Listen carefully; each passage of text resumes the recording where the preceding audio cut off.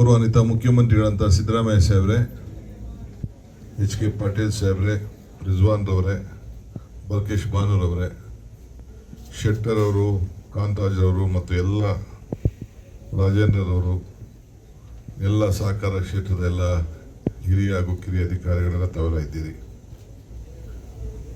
ಒಳ್ಳೆ ಕೆಲಸ ನಡೆದಿದೆ. ನಾನೇ ಹಿಂದೆ ನಾನು ಮಂತ್ರಿ ಆಗಿರ್ಬೇಕಾದ್ರೆ ಬಂದು ಈ ಬಿಲ್ಡಿಂಗ್ ನೋಡಿ ಪ್ರಯತ್ನ ಮಾಡಿದ್ದೆ. ಆದರೆ ಅಷ್ಟೊತ್ತಿಗೆ ಹೆರಿಟೇಜ್ ಬಿಲ್ಡಿಂಗ್ ಅಂತ ಘೋಷಣೆ ಆಗೋಯ್ತು.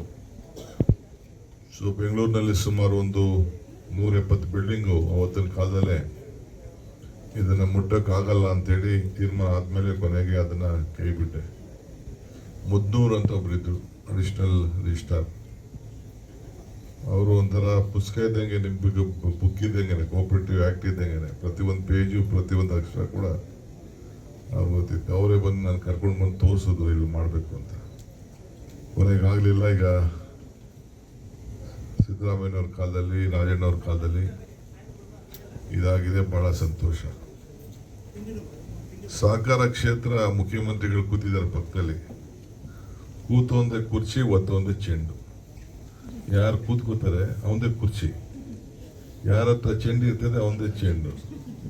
ಸೊ ಯಾರನ್ನೂ ಬಿಡ್ಸೋಕ್ಕಾಗಲ್ಲ. ನಿಮ್ಮನ್ನೆಲ್ಲ ನಮ್ಮ ರಾಜಕೀಯದವ್ರ ಕತೆ ಹೇಳ್ತಾ ಇದ್ದೀನಿ ನಾನು.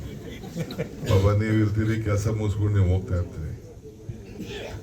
ಆದರೆ ಒಂದು ಒಪ್ಕೋಬೇಕು, ನಾನು ಕೂಡ ಕಾಲೇಜಲ್ಲಿ ಓದ್ತಿರ್ಬೇಕಾದ್ರೆ ರಾಮಕೃಷ್ಣ ಹೆಗಡೆ ಮುಖ್ಯಮಂತ್ರಿಗಳು, ಆಗ ಜನರಲ್ ಸೀಟ್ನ ನಾನು ಕರ್ಕೊಂಡೋಗಿ TAPCMS ನಿಲ್ಲಿಸಿದ್ರು. TAPCMS ಡೈರೆಕ್ಟರ್ ಆಗಿದ್ದೆ. ಅದಾದಮೇಲೆ ಸಹಕಾರ ಮಂತ್ರಿ ಆದೆ. ಸೊ ಇಲ್ಲಿವರೆಗೂ ಬೆಳೆದಿದ್ದೀವಿ. ಸಹಕಾರ ಕ್ಷೇತ್ರ it is A basic institution for creating new leader, Young leaders. ಇದ್ರ ಬಗ್ಗೆ ನನಗೆ ಒಂದು ನಂಬಿಕೆ. ಹಳ್ಳಿಲಿ VSSN ಇರ್ಬೋದು, ಮಿಲ್ಕ್ ಯೂನಿಯನ್ ಇರ್ಬೋದು, ಯಾವುದೇ ಸಹಕಾರ ಕ್ಷೇತ್ರದಲ್ಲಿರ್ಬೋದು, ಅಲ್ಲಿ ಬೆಳ್ಕೊಂಡು ಅಲ್ಲಿ ಸೇವೆ ಮಾಡಿ ರಾಷ್ಟ್ರದ ರಾಜಕಾರಣವರೆಗೂ ಕೂಡ ಬೇಕಾದಷ್ಟು ಜನ ಮಾಡಿ ಬೆಳ್ಕೊಂಡು ಹೋಗಿದ್ದವರಿದ್ದಾರೆ. ಈಗ ನಮ್ಮ HK ಪಾಟೀಲ್ ನೋಡಿ, ಒಂದು ಕೂತು 45-50 ವರ್ಷ ಆಯಿತು. ನಾನು ಕಣ್ಣಂಗೆ ಬಿಡ್ಲೇ ಇಲ್ಲ ಫೆಡರೇಷನ್ನ. ಅದೇನೋ ಕಾನೂನು ಬೇರೆ ತೆಗೆದುಕೊಂಡು ಬಂದ್ರು, ಇದನ್ನ ತೆಗಿಬೇಕು ಅಂತ ಒಂದು ಕಾಲದಲ್ಲಿ ಅಲ್ಲ, ಬ್ಯಾಂಕು ಇದೆ ನಮ್ಮ ಬ್ಯಾಂಕಿಂಗ್ ಫೆಡರೇಷನಲ್ಲಿ. ಸೊ ಹಂಗೆ ನಾವು ನಿಮ್ಮ ಕೈಯಲ್ಲಿ ರಾಜಕಾರಣಿಗಳು ಬೇಕಾದಷ್ಟು ತಪ್ಪುಗಳು ಮಾಡಿಸ್ತಾ ಇರ್ತೀವಿ ಎಲೆಕ್ಷನ್ ಟೈಮಲ್ಲಿ. ಸೊ ಏನು ಮಾಡ್ತೀರಿ, ಕೆಲವೆಲ್ಲ this almost A political department ಇದ್ದಂಗೆ.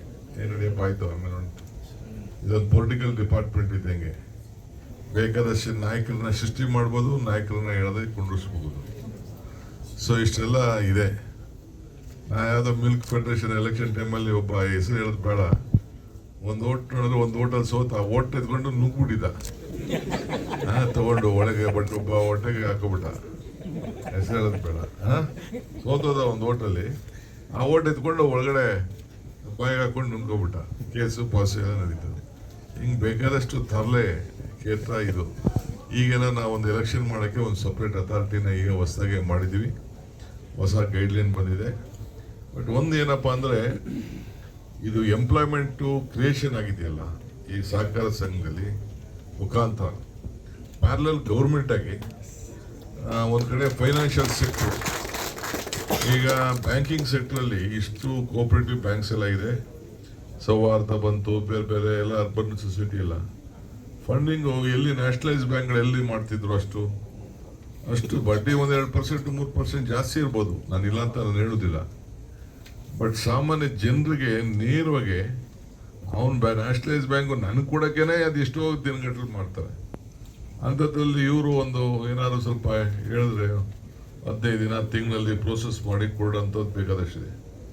ಇವತ್ತು ಅರ್ಬನ್ ಬ್ಯಾಂಕು ಒಂದು ಕಡೆ ಇರಲಿ, ನಮ್ಮ DCC ಬ್ಯಾಂಕ್ಗಳಿಲ್ಲ ಅಂತಂದರೆ ಬೆಂಗಳೂರು ಕರ್ನಾಟಕ ರಾಜ್ಯದಲ್ಲಿ ನನ್ನ ಪ್ರಕಾರ ಒಂದು 25 ಶುಗರ್ ಫ್ಯಾಕ್ಟ್ರಿ ಬರ್ಲಿಕ್ಕೆ ಸಾಧ್ಯನೇ ಆಗ್ತಿರ್ಲಿಲ್ಲ.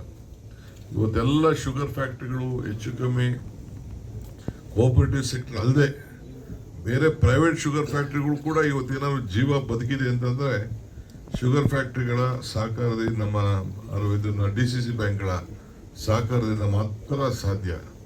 ಸೊ ಅಲ್ಲಿ ಆ ಬ್ಯಾಂಕ್ ಶುಗರ್ ಫ್ಯಾಕ್ಟ್ರಿ ಬೆಳೆದ್ರಿಂದ ಅದು ಚೈನ್, ಅದು ರೈತನಿಗೆ ಅನುಕೂಲ ಆಗ್ತದೆ, ಶುಗರ್ ಆಗ್ತದೆ. ಈಗ ನೋಡಿ 10 ವರ್ಷದಿಂದ ಇದು ಶುಗರ್ ಪ್ರೈಸ್ ಜಾಸ್ತಿ ಆಗಿಲ್ಲ. ದಿಶೆ ನಾವು ತೆಗೆದುಕೊಳ್ಬೇಕು. ಎಲ್ಲ ರೈತನಿಗೆಲ್ಲ ಬೆಲೆ ಜಾಸ್ತಿ ಆಗ್ಬಿಟ್ಟಿದೆ, ಫ್ಯಾಕ್ಟ್ರಿಗೂ ಬೆಲೆ ಜಾಸ್ತಿ ಆಗಿದೆ, ಪ್ರೊಡಕ್ಷನ್ನು ಜಾಸ್ತಿ ಆಗಿದೆ. ಸೊ ಎತ್ನಾಳ್ ಆಗಲಿ ಬೇರೆ ಆಗಲಿ ಪವರ್ ಆಗಲಿ ನಾವು ತೆಗೆದುಕೊಳ್ಳೋಕ್ಕಾಗ್ತದೆ. ಸೊ ಭಾಳ ಸರ್ವೈವಲ್ ಭಾಳ ಕಷ್ಟ ಇದೆ. ಹಂಗೆ ಇವತ್ತು ಶುಗರ್ ಫ್ಯಾಕ್ಟ್ರಿ ಇರ್ಬೋದು, ಬೇರೆ ಬೇರೆ ಎಲ್ಲ ಸೆಕ್ಷನಲ್ಲಿ ಈಗ ಮಿಲ್ಕ್ ವಿಚಾರ ಮುಖ್ಯಮಂತ್ರಿಗಳು ಮಾತಾಡ್ತಿದ್ರು.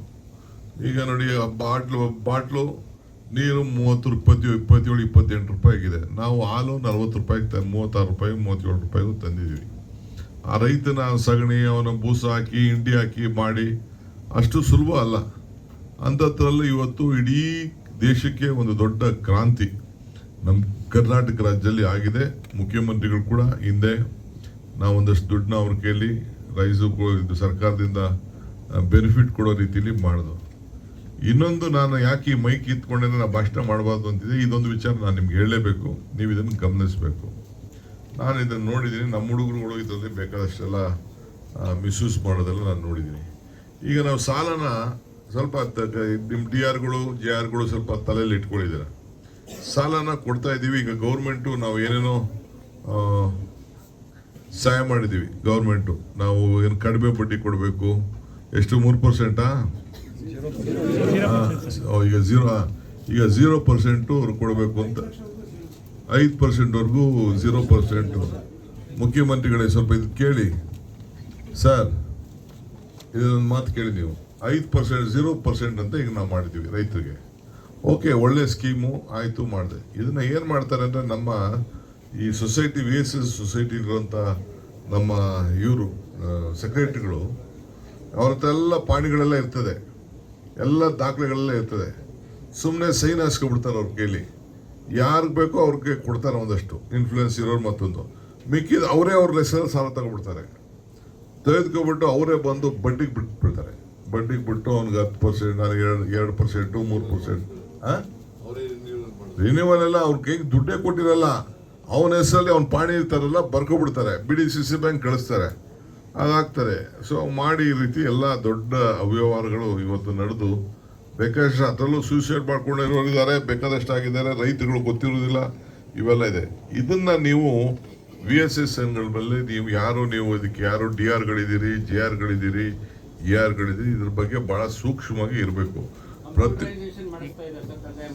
ನೀವೇನಾದ್ರು ಮಾಡಿ ಅದನ್ನ ಮಾಡಲಿ. ನಾನು ಹೇಳ್ತಿದ್ದೆ, ಇದನ್ನ ಅವ್ನು ಸಾಲ ತೆಗೆದುಕೊಂಡು ಅವ್ನು ಸಾಲ ಹೋಗ್ಲಿ. ಅವ್ನು ಯಾರು ಕಷ್ಟಕ್ಕೆ ಸಾಲ ತೆಗೆದುಕೊಂಡಿದ್ದಾನೆ ಅವ್ನಿಗೆ ಫ್ರೀಯಾಗಿ ಗೌರ್ಮೆಂಟ್ ಬೆನಿಫಿಟ್ ಕೊಡ್ತೀವಿ, ಅದು ಹೋಗ್ಲಿ.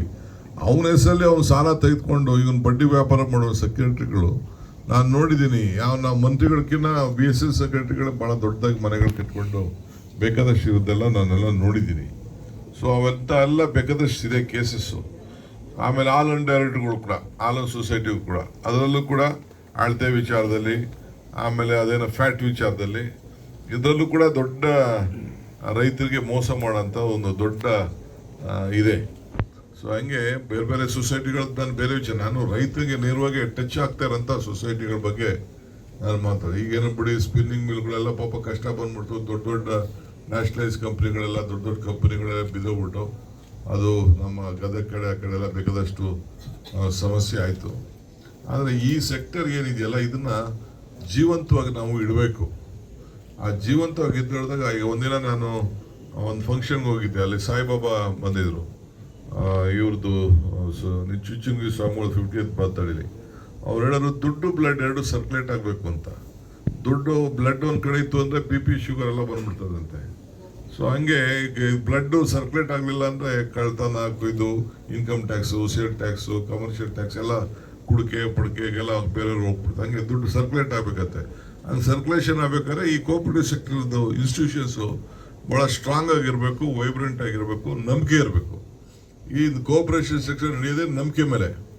ಸೊ ಹಂಗೆ ಮನುಷ್ಯನಿಗೆ ಯಾವ ರೀತಿ ನಂಬಿಕೆ ಇರ್ತದೆ ಹಂಗೆ ಬೇಕಾದಷ್ಟು ಸಹಕಾರ ಕೊಟ್ಟಿದ್ದು, ಸಹಾಯ ಮಾಡಿದ್ದೆಲ್ಲ ನೋಡಿದ್ವಿ. ಈಗ ಮೊನ್ನೆ ನಾವು ನೋಡಿದ್ವು, ಯಾವುದೋ ಬೆಂಗಳೂರಲ್ಲಿ ಯಾವುದೋ ಅರ್ಬನ್ ಕೋಆಪರೇಟಿವ್ ಬ್ಯಾಂಕು ಅವರು ಬಡ್ಕೊಳ್ತಾ ಇದ್ರು, ನಮ್ಮ UB ವೆಂಕಟೇಶು ಅವರೆಲ್ಲ, ಮಿಕ್ಕಿದ್ದವರೆಲ್ಲ, ರಾಘವೇಂದ್ರ ಬ್ಯಾಂಕು ಎಲ್ಲ ದೇವ್ರು ಮಾತಾಡ್ತಾರೆ. ಅಲ್ಲಿರೋ ಮ್ಯಾನೇಜ್ಮೆಂಟು, ಅಲ್ಲಿರೋ ಬೇರೆ ಬೇರೆ ಲೀಡರ್ಗಳೆಲ್ಲ ಬರೀ ಎಲ್ಲ ಮಾತಾಡ್ತಾರೆ. ಮಾಡೋದೆಲ್ಲ ಮಾಡಬಾರ್ದೆಲ್ಲ ಮಾಡಿ ಪಾಪ ಎಷ್ಟೋ ಜನ ಪಾಪ ಎಷ್ಟು ಬೆನಿಫಿಟ್ಟು ತೊಂದರೆ ಆಯಿತು, ಮಿಸ್ಯೂಸ್ ಆಯಿತು ಅಂತ.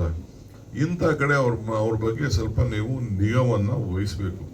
ಏಕೆಂದರೆ ಅವೆಲ್ಲ ದೊಡ್ಡ ದೊಡ್ಡ ಬ್ಯಾಂಕ್, ಬೆಂಗಳೂರು ಸಿಟಿಲಿ ಬೇಕಾದಷ್ಟು ದೊಡ್ಡ ದೊಡ್ಡ ಬ್ಯಾಂಕೆಲ್ಲ ಇದೆ. ಈಗ ನಾನು ಏನೋ ಅವಾಗ ರೆಹಮಾನ್ ಖಾನ್ ಇದ್ರು ಅಂತೇಳಿ ನಾನು ಅದಕ್ಕೆ ಸ್ಟೇಟಸ್ ಕೊಟ್ಟೆ. ಫಸ್ಟ್ ಟೈಮ್ ಅದಕ್ಕೆ ಅಮರ್ನಾಥ್ ಬ್ಯಾಂಕ್ ಕೊಟ್ಟೆ. ನೋಡೋಣ, ಆ ಶೆಡ್ಯೂಲ್ ಬ್ಯಾಂಕ್ ಕೊಟ್ಟಿದ್ದು ನಾನೇ ಕೊಟ್ಟು ಅದಕ್ಕೇನೋ ಒಂದು ಆಗಲಿ ಅಂತೇಳಿ. ಆಗ ಸಹಕಾರ ರತ್ನ ಮತ್ತೊಂದು ಅಂತೆಲ್ಲ ಪ್ರಾರಂಭ ಮಾಡ್ದು. ಅದಾದ್ಮೇಲೆ ನೋಡಿದ್ರೆ ತಿರ್ಗಾ ಅದಕ್ಕೆ ದೊಡ್ಡ ಕಳಂಕ ಕೂಡ ಮಿಸ್ಯೂಸ್ ಆಯಿತು ಅಂತೇಳಿ ಅದನ್ನು ರಿವೈವ್ ಮಾಡೋಕ್ಕೆ ಬೇರೆ ಬ್ಯಾಂಕ್ ಟೇಕ್ ಓವರ್ ಮಾಡೋಕ್ಕೆ ಈಗೇನು ತಿರ್ಗಾ ರಿವೈವಲ್ಗೇನೋ ಆಗ್ತಾ ಇದೆಯಲ್ಲ, ವಾಪಸ್ ಬೋರ್ಡ್ ಬಂದಿದೆಯಾ? ಸೊ ಅದಕ್ಕೆ ನೀವು ಇದಕ್ಕೆ ಭಾಳ ಹುಷಾರಾಗಿರಬೇಕು. ನೀವು ಕಟ್ತುಂಡಾಗೆ ಸರ್ಕಾರ ಗಮನಕ್ಕೆ ತರೋಂಥದ್ದು, ರಿಸರ್ವ್ ಬ್ಯಾಂಕ್ ಗಮನಕ್ಕೆ ತರೋಂಥದ್ದು ಇವೆಲ್ಲ ಕೂಡ ಮಾಡಬೇಕು. ಬೆನಿಫಿಷರಿ ಆಗಲಿ, ಅನುಕೂಲ ಆಗಲಿ, ಅವ್ರು ಬದುಕೊಳ್ಳಿ. ಯಾವುದೇ ಪಾಪ ಗ್ರಾಹಕ ಮೆಂಬರು ಬದುಕೊಂಡು ಬಿಸ್ನೆಸ್ ಮಾಡ್ಕೊಳ್ಳಿ. ಬಟ್ ಎಲ್ಲಿ ಈ ಡಿಸಿಪ್ಲಿನ್ ಇದೆ, ನಮ್ಮ ಅಪೆಕ್ಸ್ ಬ್ಯಾಂಕಲ್ಲೂ ನಾನು ಬೇಕಾದಷ್ಟು ನೋಡಿದ್ದೀನಿ. ಬೇಕಾದಷ್ಟು ಶುಗರ್ ಫ್ಯಾಕ್ಟ್ರಿಗಳಿಗೆ 700-800 ಕೋಟಿ ಇದ್ದನ್ನ ತಿರ್ಗಾ ಬರೀ 170-180 ಕೋಟಿ ರೂಪಾಯಿಗೆ ಇದನ್ನು ಮಾಡಿಕೊಂಡು NCLT ಮಾಡಿಕೊಂಡು ತಿರ್ಗಾ ವಾಪಸ್ ಬಂದು ಬ್ಯಾಂಕ್ ಡೋರ್ ಮಾಡಿಕೊಂಡು ಇವೆಲ್ಲ ಬೇಕಾದಷ್ಟು ನಾನು ಇಲ್ಲಿ ಚರ್ಚೆ ಮಾಡೋದು ಬೇಡ. ಇಂಥದ್ದೆಲ್ಲ ಕೂಡ ಅವಕಾಶ ಕೊಡಬಾರ್ದು. ನ್ಯಾಯಬದ್ಧವಾಗಿ ಇದನ್ನು ನಡಿಬೇಕು. ಯಾಕೆಂದರೆ ಈ ಇನ್ಸ್ಟಿಟ್ಯೂಷನ್ನು, ಈ ಸಹಕಾರ ಸಂಘದಿಂದ ಸಮಾಜದ ಒಂದು ಪ್ಯಾರಲಲ್ ಎಕನಾಮಿ ನಡೀಲಿಕ್ಕೆ ಒಂದು ಅವಕಾಶ ಇದೆ. ಸೊ ಅದರಿಂದ ಇದನ್ನು ಉಳಿಸ್ಕೊಂಡು ಹೋಗಬೇಕು. ನನಗೆ ಭಾಳ ಸಂತೋಷ. ನೀವೆಲ್ಲ ಭಾಳ ಜನ ಒಳ್ಳೆ ಭಾಳ ಸೀನಿಯರ್ಸ್ ಇದ್ದೀರಿ. ಕೆಲವೆಲ್ಲ ಭಾಳ ಪ್ರಾಮಾಣಿಕವಾಗಿ ಕೆಲಸ ಮಾಡ್ತಾಯಿದ್ದೀರಿ. ನಾನಿಲ್ಲ ಅಂತ ನಾನು ಹೇಳೋದಿಲ್ಲ. ನಿಮ್ಮ ಕೋಆಪರೇಟಿವ್ ಸೆಕ್ಟರ್ದು ಭಾಳ, ನಿಮಗೂ ಪೊಲಿಟಿಕಲ್ ಪ್ರೆಷರ್ಸ್ ವಿಪರೀತ ಇರ್ತದೆ. ಈಗೆಲ್ಲ ನಮ್ಮ ಬ್ಯಾಂಕ್ ನಮ್ಮ ಎಮ್ ಎಲ್ ಎಗಳೆಲ್ಲ ಡೈರೆಕ್ಟರ್ಗಳಾಗಿ ಶುರು ಮಾಡ್ಬಿಟ್ಟಾರೆ. ಈಗ ಮೊದಲೇ ಯಾರೋ ಒಬ್ಬರು ಇಬ್ಬರು ಇರ್ತಿದ್ರು ಅಷ್ಟೇ, ಜಿಲ್ಲೆಗೆ ಒಬ್ಬರು ಇಬ್ಬರು. ಈಗ ನಾನು ನೋಡಿದೆ ಬೆಳಗಾಮಲ್ಲಿ 5-7 ಜನ ಬೇರೆ ಬೇರೆ ಕಡೆ ಎಲ್ಲ ಅವರೇ ಇದನ್ನು ಬೇರೆ ಸ್ಥಾನ ಬಿಟ್ಬಿಟ್ಟು MLA ಇದ್ರೂ ಬಿಡ್ತಾ ಇಲ್ಲ, ಮಂತ್ರಿ ಇದ್ರೂ ಬಿಡ್ತಾ ಇಲ್ಲ. ಅದನ್ನೇ DCC ಬ್ಯಾಂಕ್ ಅಧ್ಯಕ್ಷಗಳು ಬಿಡ್ತಾ ಇಲ್ಲ, ಇದು ಡೈರೆಕ್ಟರ್ ಸ್ಥಾನನೂ ಬಿಡ್ತಾ ಇಲ್ಲ. ಸೊ ತೀರಾ ನಮ್ಮ ಪೊಲಿಟಿಕಲ್ ಲೀಡರ್ಶಿಪ್ನ ಉಳಿಸ್ಕೋಬೇಕು, ಅದನ್ನು ಕಂಟ್ರೋಲ್ ತೆಗೆದುಕೊಳ್ಬೇಕು ಅನ್ನೋ ದೃಷ್ಟಿಯಿಂದ ಈ ಸಹಕಾರ ಸಂಘಗಳನ್ನ ಉಪಯೋಗಿಸ್ಕೊಳ್ತಾ ಇದ್ದಾರೆ. ಸೊ ಇವರು bank federation, urban bank federation, most costliest bank ಇದು ಫೆಡರೇಷನ್. ಇದು ದುಡ್ಡಿರೋದೇ ಅವ್ರ ಹತ್ರ. ಇವ್ರ ಹತ್ರ ಅಂದರೆ ಎಂಟೈರ್ ಅರ್ಬನ್ ಬ್ಯಾಂಕ್ ಸೆಕ್ಷನಲ್ಲಿ ಇವ್ರ ಹತ್ರ, HK ಪಾಟೀಲ್ ಹತ್ರ ಅಲ್ಲ. ಸೊ ಇಷ್ಟಿದೆ, ಭಾಳ ಸಂತೋಷ. ಎಲ್ಲ ಅಧಿಕಾರಿಗಳಿಗೆ ನಾನು ಶುಭ ಹಾರೈಸ್ತೇನೆ. ಒಳ್ಳೇದು ಮಾಡಲಿ, ಒಳ್ಳೆ ಬಿಲ್ಡಿಂಗ್ ಇಲ್ಲಿ. ಸೊ ಇಲ್ಲಿ ನಿಮಗೆ ಇನ್ನೊಂದು ದೊಡ್ಡ ಸ್ಟ್ರೆಂತ್ ಏನಪ್ಪ ಅಂದರೆ ಜುಡಿಷಿಯಲ್ ಅಥಾರಿಟಿ ನಿಮಗಿದೆ. ನಿಮ್ಮ ಡಿಸಿಷನ್ಸ್ನ ಯಾರೂ ಕ್ವಶನ್ ಮಾಡೋದಿಲ್ಲ. ನೀವೇನು ಡಿಸಿಷನ್ ತಗೋತೀರಿ ಅವ್ನು ಸುಪ್ರೀಂ ಕೋರ್ಟ್ವರೆಗೂ ಅದನ್ನು ನಿಂತ್ಕೊಳ್ಳೋದೆ. ಸೊ ಅದನ್ನು ನೀವು ಆತ್ಮಸಾಕ್ಷಿದ ಗಮನದಲ್ಲಿ ಇಟ್ಕೊಂಡು ಕೆಲವು ತೀರ್ಮಾನಗಳನ್ನು ನೀವು ಮಾಡಬೇಕಾಗ್ತದೆ. ಸೊ ARಗೂ ಇದೆ, DRಗೂ ಇದೆ, JRಗೂ ಇದೆ, RCSಗೂ ಇದೆ, ಮನೆಗೆ ಮಂತ್ರಿಗಳಿಗೂ ಇದೆ. ಮಂತ್ರಿ also has that decision making power. So ಈಗಿರುವಾಗ ಭಾಳ ಕರೆಕ್ಟಾಗಿ ಗೈಡ್ ಮಾಡಿಬಿಟ್ಟು ನಾವು ತೀರ್ಮಾನ ಮಾಡಬೇಕು ಅಂತೇಳಿ I wish you all the best. ಒಳ್ಳೆಯದಾಗಲಿ.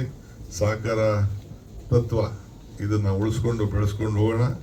ಸೊ ಭಾಳ ಒಂದು ವಿಶೇಷವಾದಂಥ ಸಂದರ್ಭಕ್ಕೆ ನಾವೆಲ್ಲ ಸೇರಿ ಬಂದು ಇದನ್ನು ಭಾಳ ಸಂತೋಷದಿಂದ ಉದ್ಘಾಟನೆ ಮಾಡಿದ್ದೇವೆ. ನಿಮಗೆಲ್ಲ ಶುಭವಾಗಲಿ. ನಮಸ್ಕಾರ. ಹೆಚ್ಚಿನ ವಿಡಿಯೋಗಳಿಗೆ ಪ್ರತಿಧ್ವನಿ ಯೂಟ್ಯೂಬ್ ಚಾನೆಲ್ ಸಬ್ಸ್ಕ್ರೈಬ್ ಮಾಡಿ, ಬೆಲ್ ಐಕಾನ್ ಕ್ಲಿಕ್ ಮಾಡಿ.